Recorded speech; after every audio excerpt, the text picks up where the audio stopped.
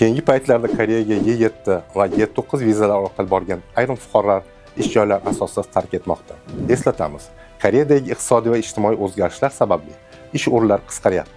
Yangi ish o'rinlarini topish qiyinlashib bormoqda. Koreya qonunchiligi asosan bir ish beruvchi bilan mehnat shartnomasini bekor qilgan fuqaro 1 oy ichida ish qidiruvchi sifatida davlat ro'yxatidan o'tishi, 3 oyda yangi ish beruvchi bilan shartnoma tuzishi shart. Bu talablarga amal qilinmasligi jarima, noqonuniy maqom yoki mamlakatdan deportatsiya qilinishiga olib keladi. Migratsiya agentligi bilan tuzilgan shartnomada ham ish joyini agentlik vakolatxonasi bilan kelishmasdan tark etmaslik belgilangan. Bu qoida buzilsa, jarimaga solishiga sabab bo'ladi. Joriy yilda qonun va shartnomani buzgan 20 nafar fuqarodan 660 million so'm jarima undirildi. Deportatsiya qilinganlar esa davlat tomonidan ajratilgan barcha imtiyozlarni qaytarib berish shart. Shuningdek, ularga 1 yil davomida xorijiy ishga tashkiliy yuborish bo'yicha xizmat ko'rsatilmaydi. E'tibor bering. Sababsiz ishdan ketmang. Ish joyini o'zgartirishdan oldin agentlikning Koreyadagi vakolatxonasiga murojaat qiling. 3 tomonlama shartnomaga rioya qiling.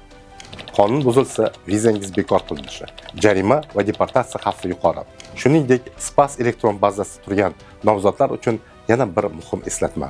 Agar sizga tasdiqnoma kelgan bo'lsa, demak sizni ish beruvchi tanladi va bu tanlovga hech bir uchinchi shaxs aralashmagan.